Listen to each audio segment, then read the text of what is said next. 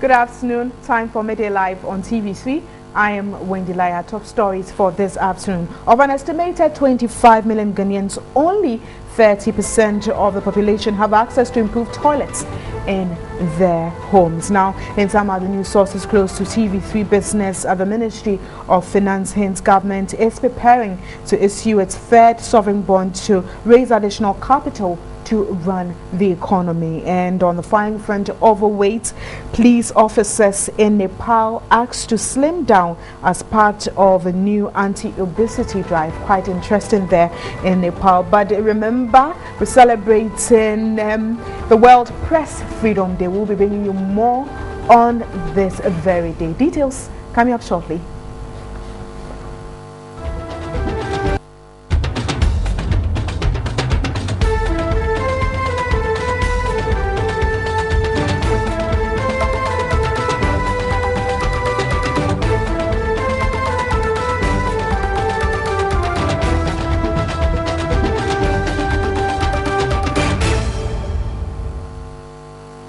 A closer look at our stories now. The hearing of the election petition case at the Supreme Court has opened the Ghanaian public to law terminologies. Now, some viewers have expressed satisfaction with the live coverage, but well, is the viewing public learning about court proceedings? Here's a report by William Evansinko. 8 days into the trial, leading counsel for the election petition case continue to battle it out at the Supreme Court. The public has a closer view of the proceedings, courtesy live broadcast. But how well do people understand the process, especially with legal terminologies? I mean, my objection or my law to Nisa no mano. So, any baby in him side, and I mean, I dissuade you from I go schools. I mean, soon be free, Sadiana or Moyenum. A boapa and tell you pass on the TV. So I have my custody and no part of the media to meet him because no brophobia MC and shed on TV. The Cassia Ada, but what kind of say almost terms or brofum park as your court. Now, I quite remember one party was speaking and Tony Lita said the court was sacrimonial, and sometimes when you listen to these things, it becomes a whole lot to somebody who has never been to court before. Interestingly, some radio stations in Kumasi try to interpret proceedings in the local language.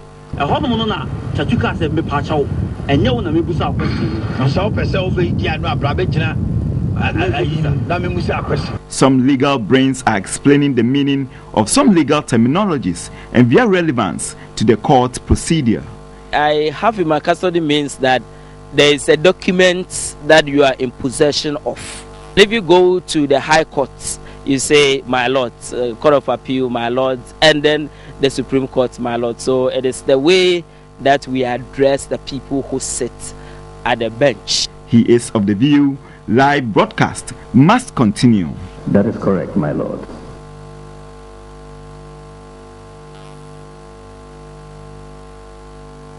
Still watching Midday Live, we'll look at some other stories. A 5-story complex house in regional head offices of the various ministries, departments and agencies in the central region is in a dilapidated condition and needs urgent renovation. Popularly referred to as ministries, the complex, which has not undergone any renovation since it was put up, also poses a serious risk to occupants. Thomas Kwesi Asante has the story.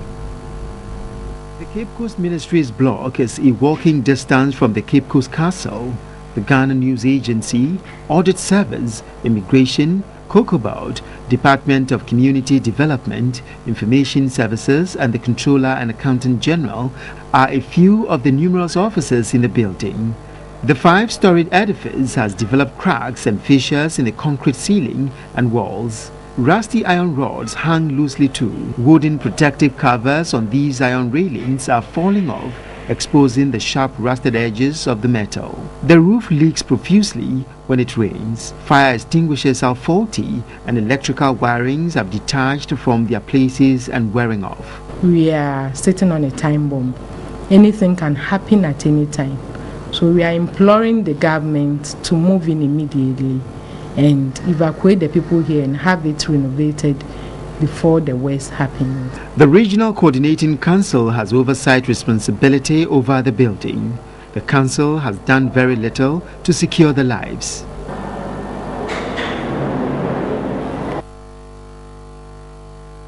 This afternoon, what do you think? We're focusing more on the World Press Freedom Day. What do you think?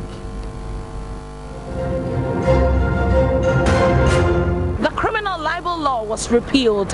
Well, the Right to Information Bill is yet to be enacted. Today is World Press Freedom Day. We find out from you what you think about the freedom of the press. On what do you think? The media is overtaking that advantage of the democracy. Seriously, because they are, I don't know, even though it's the correct thing to do, but some abuse it. You see, certain things are not meant to be on air and certain things, right? So some of the things that the media are doing are supposed to be limited. Sometimes, like, they exaggerate, like, you know, the issue. Instead of them like saying it how exactly it is, they just grow it, like, they just say it out of proportion. So sometimes I feel like, you know, there has to be something to control, like, their freedom. So they watch the thing they say. I don't believe that the Ghanaian media is too free, because they are, as much as the criminal libel law has been repealed to allow freedom, there is some laws in the system that still monitors or guide whatever they put into the public domain. So to me, they are not too free. I would love to see a regime where we have the Freedom of Information Bill or act passed into law, so that they will gain total freedom. I think the Ghanaian press is too free, because some of the things we say, they say, I don't think should be said. And besides, even though we have a freedom of speech in this country, I think they are taking advantage of it. It's not fair. It's not fair. And some of such things travel very far, because it's not just limited within our locality. It goes beyond the boundaries of our nation. And sometimes we overexpose some of the things we do here. It's not possible that it is free. It's not. It cannot be free for any reason. But we all know. We know what happens. There's a group that are privileged to say whatever they want to say. There's another group, when you say something, then you get into trouble. You see, so there's nothing like freedom of the press in Ghana.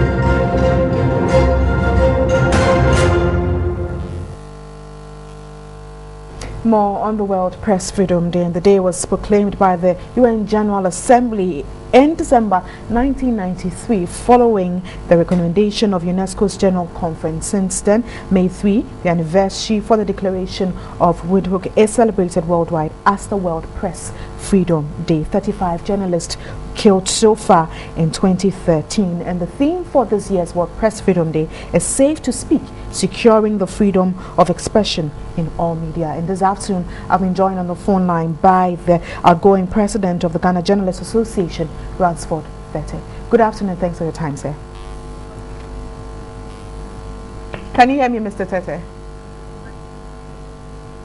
Oh, we're trying hard to reach the outgoing GJ president to talk more about the World Press Freedom Day. I'm told I do have him on the phone line now. Good afternoon, Mr. Ransford Vete.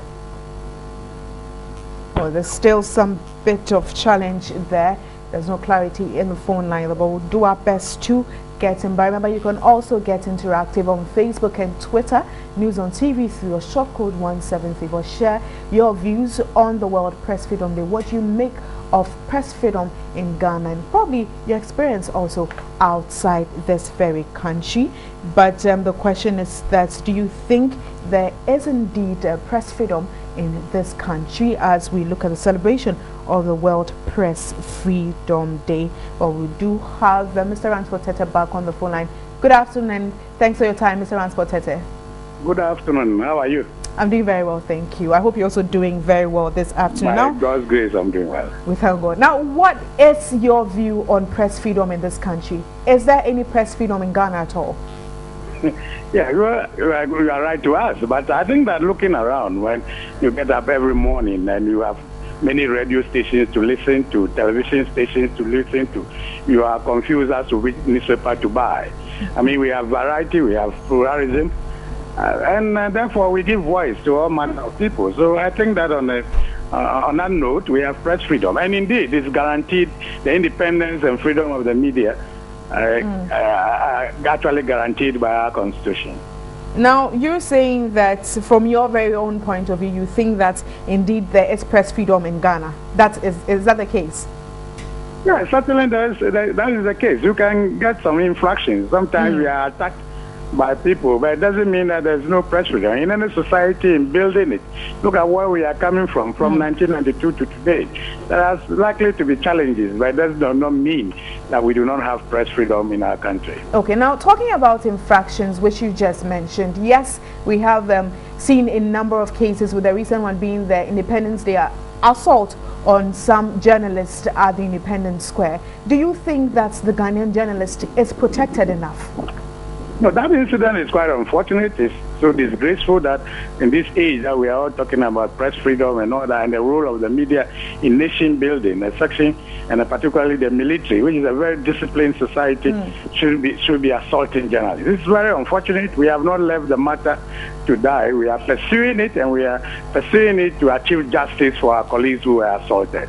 And we also see some cases during the elections where journalists were also attacked, aside the isolation of the military case. But in a general view, do you think that the Ghanaian journalist is protected enough?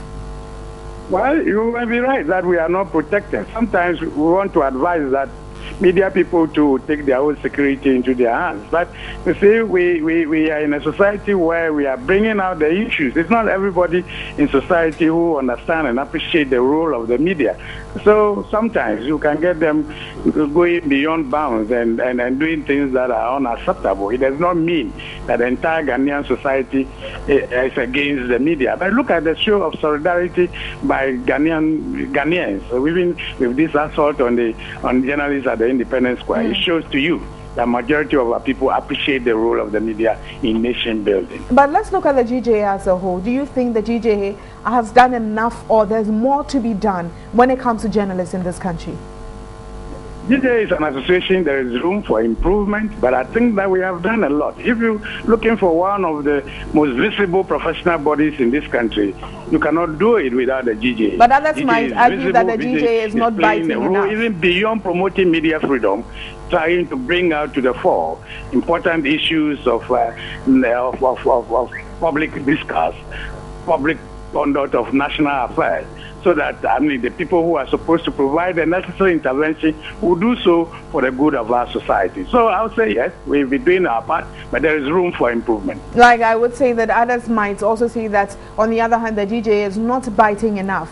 What do you make of that view? Well, in a society of 25 million, as journalists of about 3,000 and more, we are likely not to please everybody. But I think that it is a relay. We are running it today. My tenure, my executives have handed over to the new executive. We believe that they will also carry it to the next level and build a very strong society, bring a strong association where everybody will be comfortable. I know there are issues with remuneration, there are issues with assault on journalists, there are other issues of welfare, and which we'll be dealing with as we go along. With the support of all journalists, I think that very soon we shall achieve the goal for which the association was set up.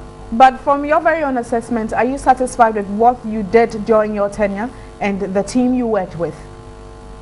Come again? I was asking that. I just asked that, looking at where you sit and with the role you have played with the Ghana Journalists Association, what would be your assessment of what you did during your tenure with your whole team?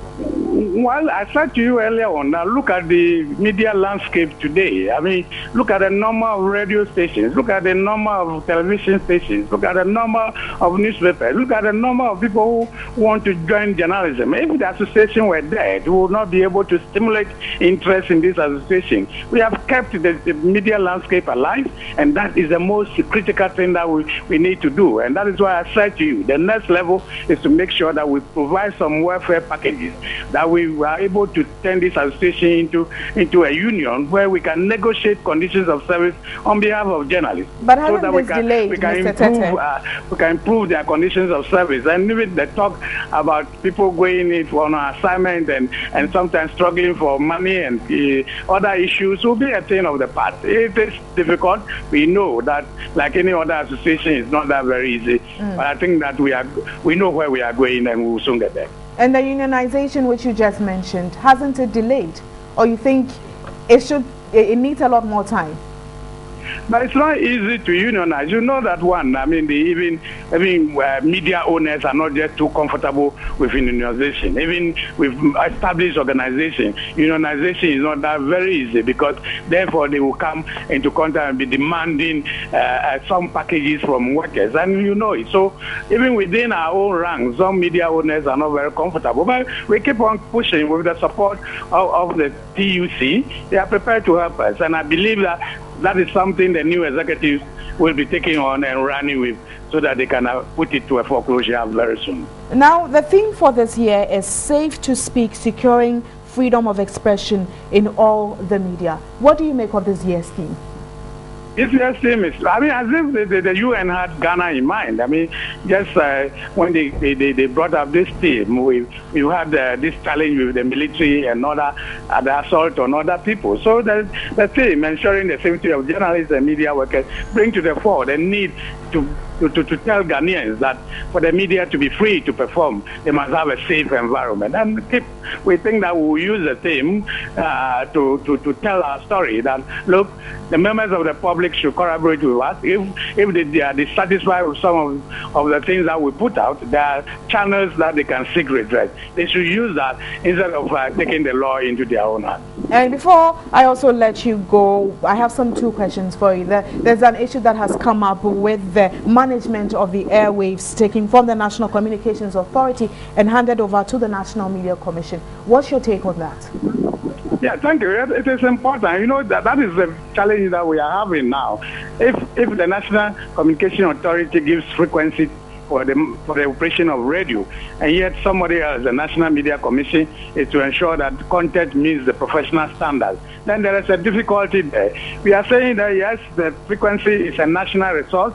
It can be allocated by the National Communication Authority, but at least they must do so in consultation with the National Media Commission.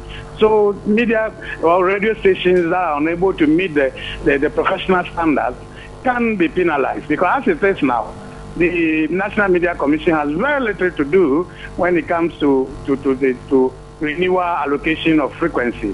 So if they bring them more into the picture, then they can monitor content.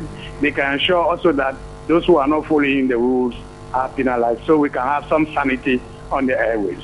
And quickly, before I let you go, my very last question, now talk about following the rules. Yes, you have given snippets and bits of what you think the Ghanaian media has done, but on a general note, your assessment, do you think the media has behaved professionally? I didn't hear you well. If you can repeat the question. I was saying that, yes, you have given bits and pieces of what you think or how you think the Ghanaian media has fared, but on a professional note, do you think that the Ghanaian media has been professional enough? Well, have been professional enough. Yes. I think I've said to you that we have had some excesses. I mean, we are human beings. But on the whole, if you should ask me, majority of media people are being professional. But the DJ will not relent in its effort of educating our colleagues on the need to respect the code of ethics.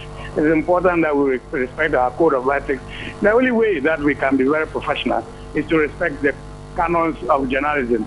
And that will ask our colleagues to be as religious as much as possible in respecting the code of ethics of the profession. Well, thank you very much indeed, Mr. Ramsford Tete. He's the outgoing president of the Ghana Journalists Association, and we're looking at the World Press Freedom Day. Remember, you can also send your comments on Facebook and Twitter, News on TV, with your short code 1734. Your views about press freedom in Ghana. You're still watching Midday Live. We continue with some more stories. Of an estimated 25 million Ghanaians, only 13% of the population have access to improved toilets in their homes, according to the 2010 UNDP report. 54% use shared toilets and 20% practice open defecation. Open defecation costs the country over $79 million annually with additional social cost. Here's a report by Lord Asante Fojo. Ghana is performing poorly under the Millennium Development Goal 7 on sanitation. Government's commitment in fixing the sanitation problem is inadequate. Investment is less than 0.1% of GDP. Lack of enforcement of sanitation bylaws and poor waste collection and management are major contributing factors to poor sanitation. Sanitation in Ashaiman municipality in Greater Accra region is poor. Majority of homes have no toilets, resulting in open defecation and defecating into polythene bags. It is to address this that a company called Safisana, through a public-private partnership with the Ashaiman Municipal Assembly and the Rural Water Development Program, has constructed a public toilet facility at Afariwa, a suburb of Ashaiman. The 80,000 cedi 14-seater water closet facility is disability friendly. Country Director of Safisana, Raymond Okrofu, said the company is collaborating with district assemblies and NGOs to provide decent places of convenience. The sanitation problem in Ashama is probably worse than the national average. We have a lot of people who do open defecation. We don't have any proper waste management system. So this is just a way of contributing to the effort of bringing improved sanitation to the people of Ashama. The Director of Rural Water Development Program of the Church of Christ, Nathaniel Adams, called for more of such collaborations and appealed for proper maintenance of the facility. You're still watching Midday Live. A clinic support project initiated by the Baptist School Complex and orphanage near Suhum has attracted £5,700 support from Blavo & Cole Solicitors, a UK-based Ghanaian law firm. The support, the second in 2 years from the benefactors, is to help complete the infrastructure, which is at the roofing level. The Baptist School Complex and Orphanage near Suhum in the Eastern Region was established in 1996 by Reverend Victor Ofere Amwa with only 6 orphans. It was to provide shelter and educational needs of the less fortunate children. One of the first 6 inmates is now working with Enterprise Insurance, with the others in varying fields of endeavor. The orphanage now has a total of 120 inmates, 42 of whom are in various tertiary and other institutions of higher learning. However, a clinic project which began few years ago by management stalled due to lack of funds. The £5,700 sterling support from the Blavo & Co Solicitors, a UK-based Ghanaian law firm, is to help complete the project and provide other needs of the orphanage. The relationship with Basco is just about 2 years, but the impact has been quite tremendous. Enquiries made of the school indicated that the school clinic, which was started some time ago and not yet completed, it is such great pleasure, therefore, that the firm has decided to donate an amount of 17,000 cedis to support the clinic project. Director of the orphanage, Reverend Victor Ofere Amwa, called for more support in appreciation.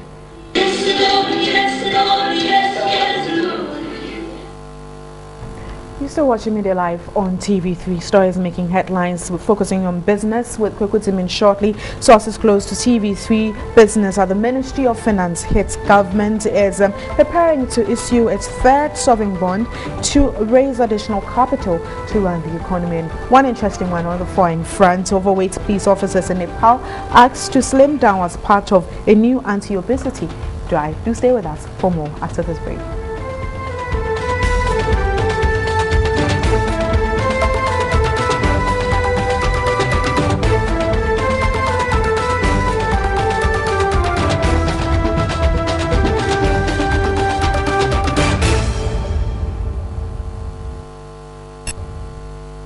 All right, so he's here in the studio. Thanks for staying with us. You're watching Midday Live and we're doing business now. Uncle, some information gets into your desk, which is a business desk that has to do with government raising some foreign sovereign bond, I should say, to add some money to run the economy. Definitely. Now, when the bonds have become a cheaper source of income for the government, anytime it wants to undertake projects or find out how best it can cushion even the Ghana cedis, it issues bonds, and with this, a lot of foreign investors come in with some funds, or it mobilizes cheaper source of income. So this afternoon, we get to talk about this and many other interesting details. Do stay with us. We'll be back shortly with some more on our business decks.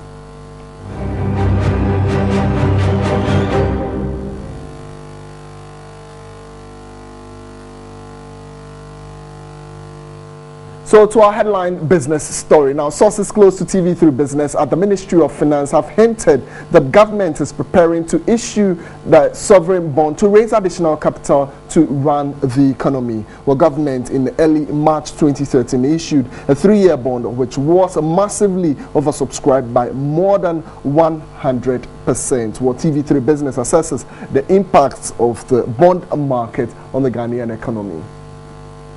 The government of Ghana has over the years issued bonds to enable it to raise additional capital to embark on its development agenda. The second 3-year government bonds issued in March was massively oversubscribed to the tune of 915 million Ghana cedis. The Bank of Ghana, however, accepted 416 million Ghana cedis of the total bids auctioned at a yield of 16.9%. TV3 Business questioned the impact of funds accrued from bond issuance on the economy. Maybe technically use it to actually support economic infrastructure growth, and you are able to generate enough returns to pay back even both the interest and principal, then you're helping to grow the economy. Foreign investors have shown high confidence in the economy by injecting massive capital through bonds. Some research analysts believe Ghana could explore other opportunities on the bond market. Currently, we only have the government bonds, but there should be municipal bonds. There should be corporate bonds. I mean, there's new pensions that had come on stream. They're looking for a percentage of it in investment into corporate bonds, and that is key. We don't have such bonds in the market currently. So that's why I'm saying the one way we should make our market very efficient is to be sufficiently wide with a product. If the bond market is a cheaper source of raising capital for any project, why has it become difficult to raise corporate or municipal bonds? Most companies don't keep proper records for people to be able to verify what they are saying. We in Ghana don't even believe in our own accounting system. You take documents somewhere and people think it's cooked. So that is one reason. And most of these bonds, before you can be able to raise it or get the rating on the market, people are looking at various aspects of the company, which most of the companies now are in their teething stages, so they don't have it. So it becomes difficult for them to issue bonds on the market. So we'll do more business stories, and here pensioners in Bogatanga say harsh economic conditions have compelled them to live poorly. Tanko Mohammed, a reporter from the northern part of the country, is farthest report. They have been living wretched lives since retiring as civil servants. The structure housing them as a group is awful. A washing bay, straw basket market, and a public toilet give them little peace in that office. Francis Azuri is a retired educationist. He regretted some of them live on 40 cedis a month. When I retired 25th November 2007, in fact, 1 year before I had my retirement benefits. But it wasn't easy for me. You have to travel from here to Accra and make contacts. If you don't make contacts, you couldn't. It wasn't easy for you to get your entitlement. It took me 2 years before I started receiving my monthly allowance. Most of them have been abandoned by their families. It's affecting them because this is what it's just a token for them to do what, also to sustain them. But once that token is not forthcoming, it has pressure on them economically. But normally they put everything on us. They think that we are distorting or we are doing their this in their money, retain their money. But they don't know that we are also doing our best, but only that headquarters are not favoring. About 600 pensioners live in the Bolgatanga municipality. All right, so we'll talk more about pension, but quite pathetic pictures on your screens. Now, organized labor has cautioned government not to impose fund managers of the second tier of the pension scheme on workers. Workers, they argued, should be allowed to recruit their own fund managers without government interference. Our labor correspondent Daniel Opoku with the details. At the just ended May Day celebrations, organized labor recalled the need to assist pensioners in the country. They charged government to increase salaries of workers for an enhanced pension contribution. The Trades Union Congress has presented a proposal to government to introduce basic income grant. The grant, when fully made operational as a social protection policy, is expected to increase contributions after active service. Statistically, if government should pay 1.6 million old people 10 cedis per month, or 1.9 million people the same amount, it would create a minimum threshold for pensioners. There are some people who go home with a pension of 20 Ghana cedis, but currently it has been raised to 100 Ghana. But we know that 100 Ghana a month is still too low. So we need to raise this to a level that can guarantee better conditions of living for people who have invested all their energies in their whole lifetime to producing and developing this country. Presently, the National Pension Regulatory Authority has registered 15 fund managers for the scheme. Under the second tier of scheme, workers have the sole right to recruit their fund managers. However, government is gradually selecting managers for them. Labor unions have described this as unfair. If government has any contribution to make, they can only do it in consultation with the workers. But the word imposition itself is a negative thing, because we are in a democratic system. We are moving away from imposition to what? Consultation, and then having mutual agreement over matters. So if government feels that there are fund managers. Right into pensions, I'll let him comment a little bit. Yeah, thanks for coming into the studios. First of all, let me find out from you. You saw pictures shortly. Pensioners in the northern part of the country, Bolgatanga specific, you know, some of the critical difficulties they are going through as of now. Now, one critical statement that I had, some live on 40 Ghana cedis per month. Now, how do you think this new pension scheme is going to help address or alleviate some of these difficulties? Well, I think first and foremost, the new pensions law or the new pension scheme that's in place right now is, to give a part of the pensions money, the deductions that are made in the salary to, the pensions regulatory, to be given to fund managers, so that they also go to the market and try to earn higher returns than what you would normally get when you take all your pensions to SNIT. So basically, I mean, in normal, simple terms, that's what it means. Like, it's part of the money, your pensions money, I think of 18%. So I think part of it, I think 5.5% will be given to fund managers to manage. But then even that, the administration of the fund goes to the trustees, not even the fund manager. The trustees make the decisions.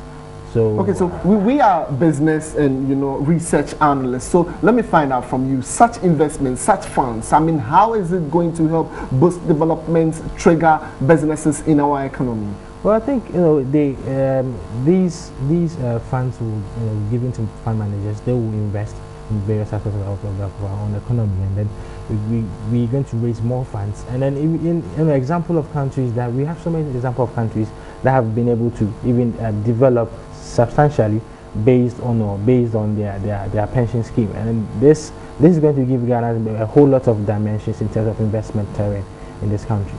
Great. We're looking at these pensions coming in and helping our economy and creating a lot of safe instruments in the system where, you know, people can get cheaper source of income. But let me quickly come back to the issues of the bonds. Now, why is leaked TV3 business? We always have our ears on the ground, but government is preparing to issue new bonds. These are sovereign bonds. I mean, how does this kind of bonds work, and how is it going to impact on our economy? Well, I think first and foremost, the bonds, if I'm not wrong, or you know, if I don't have my data wrong, it's mostly to pay off a bond that's going to mature, 3-year bond that's going to mature next month. So it's basically, you know, they are going to raise funds to pay them off, and if we are able to raise additional funds, then the government will issue more, might issue more. It will all depend on the prospectus that will come out for the bond issue.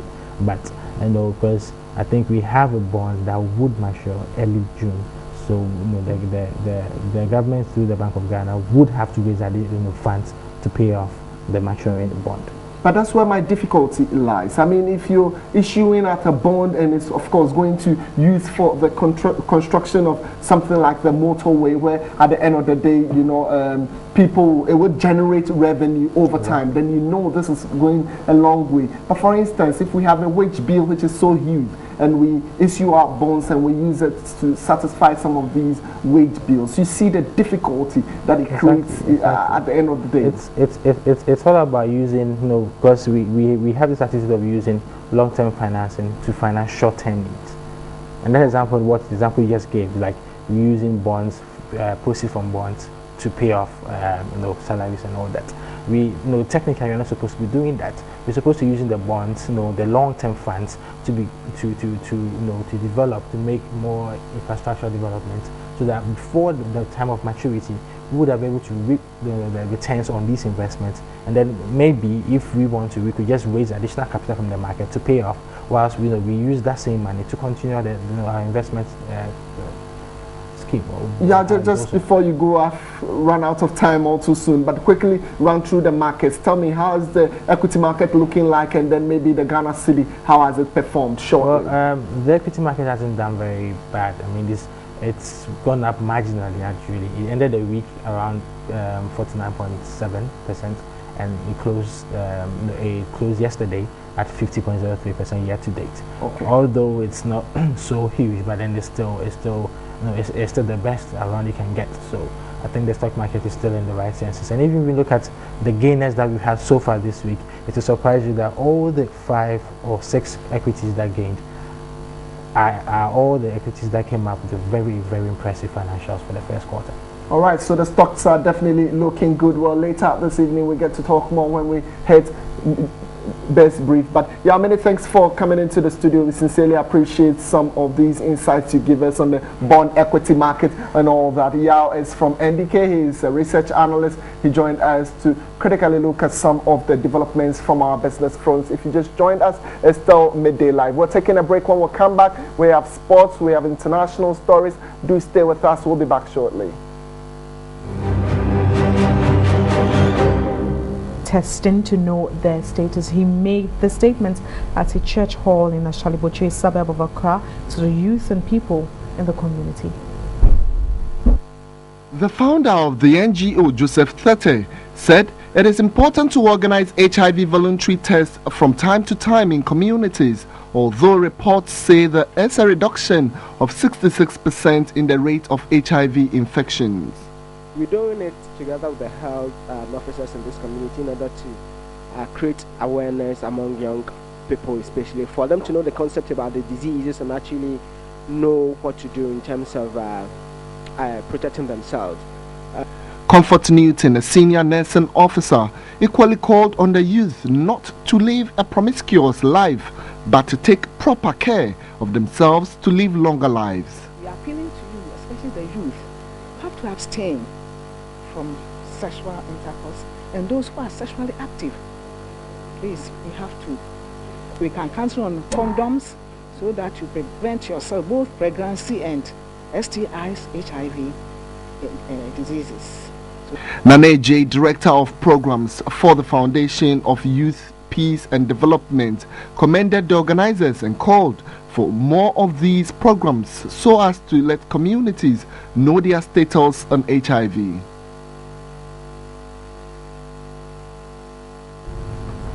Well, thanks for staying. Still watching Midday Live. Now, the Red Tiger is here. He's making me laugh. Quite interesting that he says this week it's Hearts and Kotoko. Who are you placing your bet on?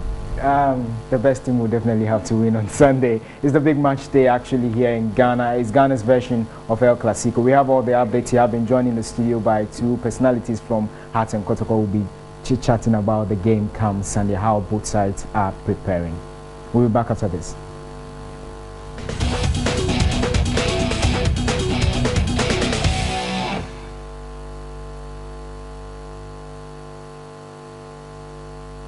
Well, so obviously the bragging right and who is going to win what will be at stake on Sunday at the Accra Sports Stadium, as Accra Hearts of Oak will be hosting Kumasi Asante Kotoko, their arch rivals in Ghana's version of El Clasico this weekend. And in Kumasi, my colleague Evans Inkum hit the streets of Edum to find out how people are expecting the game on Sunday.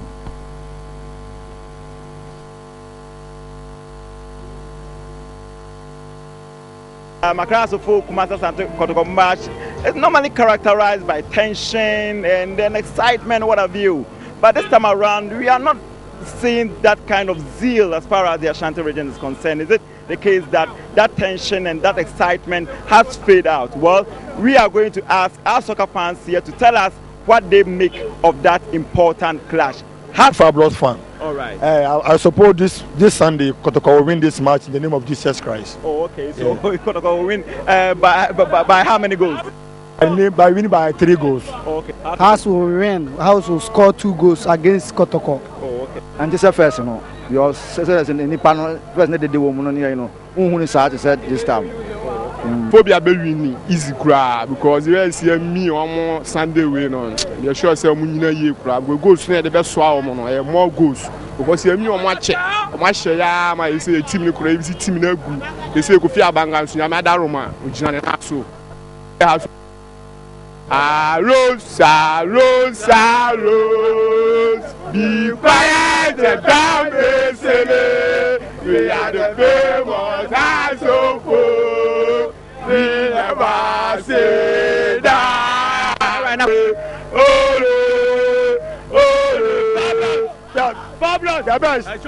Wow. So that is the situation here. That's the scene here. So excitement, and these fans are just building up to that all-important clash between Accra House of Folk and Kumasi Asante Kotoko.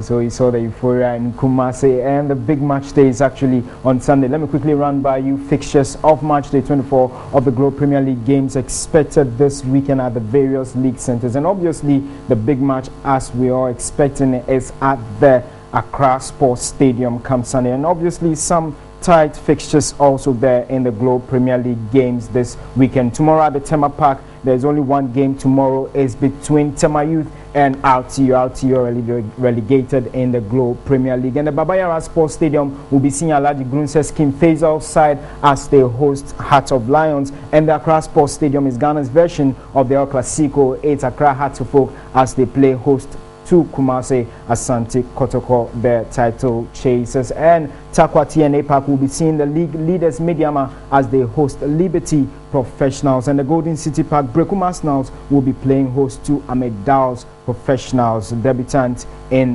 the league. And Jamfi Park will be seeing Edubiase as they play host to Brekum Chelsea. So those are the fixtures there for you for this weekend's Globe Premier League. Well, let's now take the goal of the week and we'll come back with more. And Percy sets off and Rooney finds him. Oh, brilliant! That is sensational! Another fine display from Robin van Persie saw the Manchester United forward produce a sumptuous hat-trick against Aston Villa, firing his side to their 20th title with 4 games to spare. His 6 goals in 5 league appearances in April have propelled United's summer signing onto the shortlist for April's Barclays Premier League Player of the Month award. you could almost give him the award for this month based on that spectacular goal against Villa. I think that's worthy of goal of the season. But he has, you know, he's been the influential figure for Manchester United in winning the title. Also joining the United frontman on the list is Aston Villa's man of the moment, Christian Benteke. The Belgian kicked off the month scoring in the win over Stoke before capping it off with a headline-grabbing trio of goals in the 6-1 thrashing of Sunderland on Monday night. The list is completed by the Chelsea duo of David Luiz and Juan Mata, who manager Rafa Benitez has tipped to emulate Chelsea great Gianfranco Zola. The Stamford Bridge outfit's April results have also earned Benitez a place on the Manager of the Month shortlist. The interim boss helped steer his side into third spot with 3 wins in 4 last month, with Arsenal counterpart Arsene Wenger in close pursuit in 4th. When I look back, you know, Arsenal written off for so many reasons, you know. Also, that actually wasn't the goal of the week, but the player of the month in the English Premier League. Who wins the player of the month between Robin van Persie, Juan Mata and Christian Benteke? Away from that, let's now look at Ghana's version of El Clasico, as we call it. We're yet to find a name for that particular draw between Accra Heartland and Kumasi Asante Kotoko. Joining me in the studio this afternoon, I have the chairman of Chapter O, as well as the vice chairman of the Mamobi Circle 151. Welcome to the studio, gentlemen. Thank you very much. I'll start with you, Kasim. Has Accra Heartland Kotoko lost its spark? I mean, the way we knew Accra Heartland Kotoko matches to look like, has it really lost the spark? Yeah, for me this time I think it has lost its spark because the euphoria and the zeal that we used to have previously is not now. This time it's not happening. It is the reason is that looking at the performance of the both teams is not so much encouraging. Because of that, the supporters themselves are not. It is the supporters that create all those hula value. But because of the performance of both teams, it's not the best that we used to know.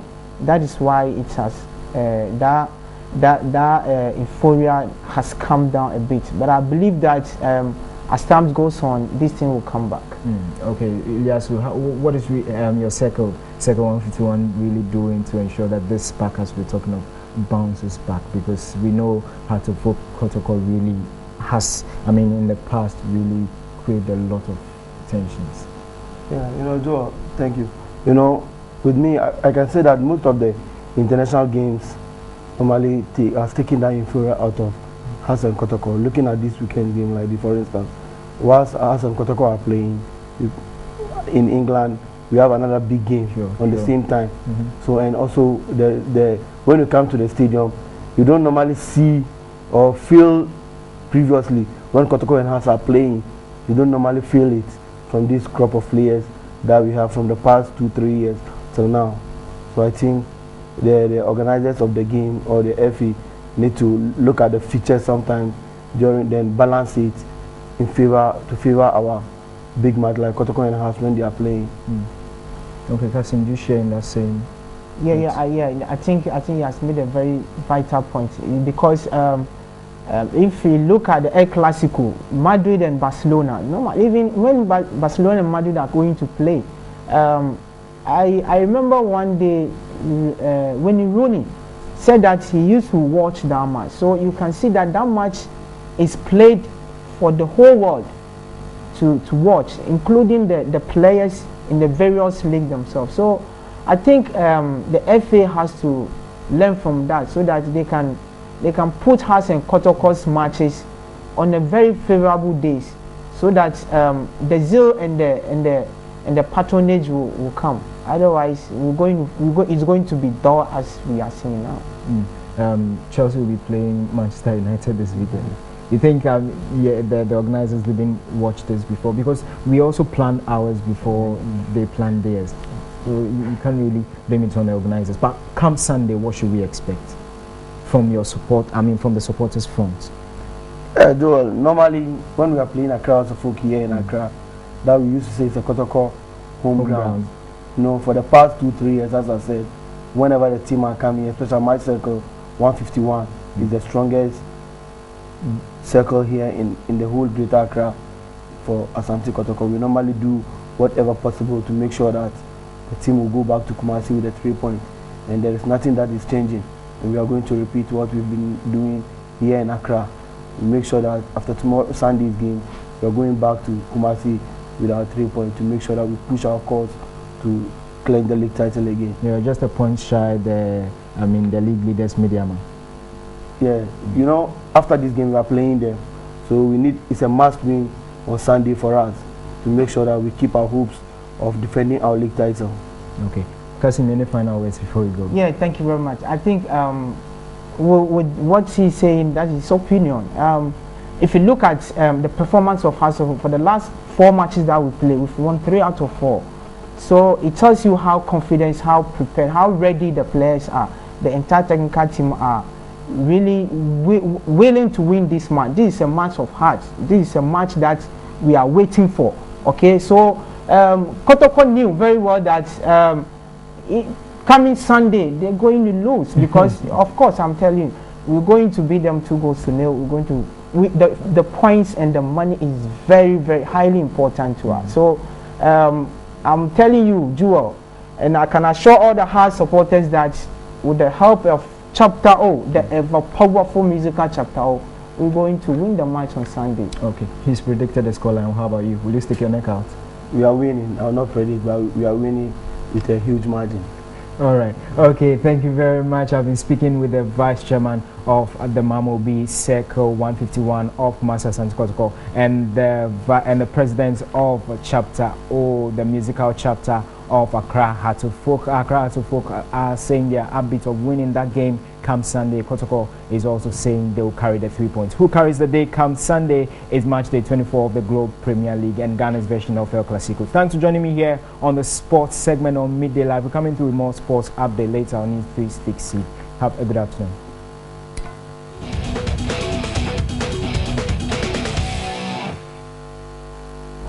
Thanks, Joel, for delivering the sports updates this afternoon. But we now do international news. And one of our headline stories, overweight police officers in Nepal are being asked to slim down as part of a new anti-obesity drive. Authorities have set up a dedicated inspection team to check the 60,000-strong national force after concerns well-padded officers would not be able to perform well.